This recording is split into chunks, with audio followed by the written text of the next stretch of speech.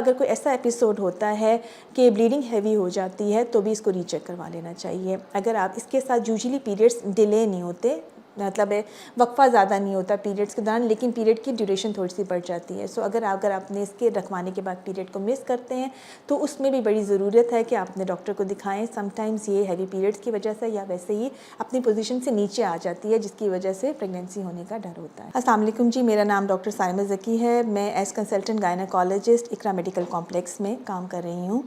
हम बात करेंगे IUCD के बारे में। IUD भी कहते हैं या इसको कॉइल भी कहते हैं, जो कि परहेज़ के लिए ख़ातून के यूट्रस के अंदर रखी जाती है। ये कब रखनी चाहिए, ये किन पेशेंट्स के लिए सूटेबल है और कौन सी ऐसी कंडीशन है जिसमें हमें ये नहीं रखनी चाहिए, आज हम इस पे बात करेंगे। तकरीबन और सारी ख़वातीन के लिए IUCD जो है या IUD या कॉइल या जो आप कहते हैं कॉपर टी भी कह देते हैं, हम ऑलमोस्ट ऑल पेशेंट्स के लिए ये सूटेबल है। इसकी जो कॉन्ट्राइंडिकेशंस हैं वो कम हैं।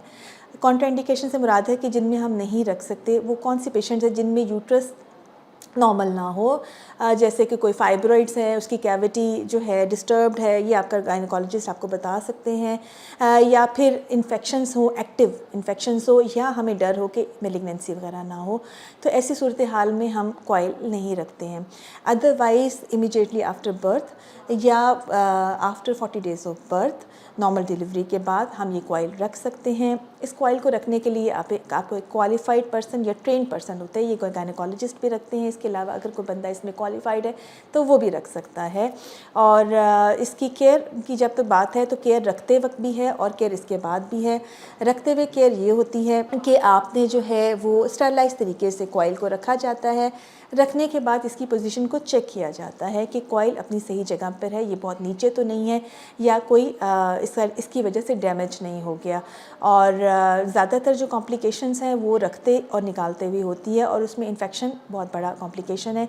और अगर आप इसको स्टरलाइज तरीके से नहीं रखते हैं तो ये चांस बढ़ जाता है।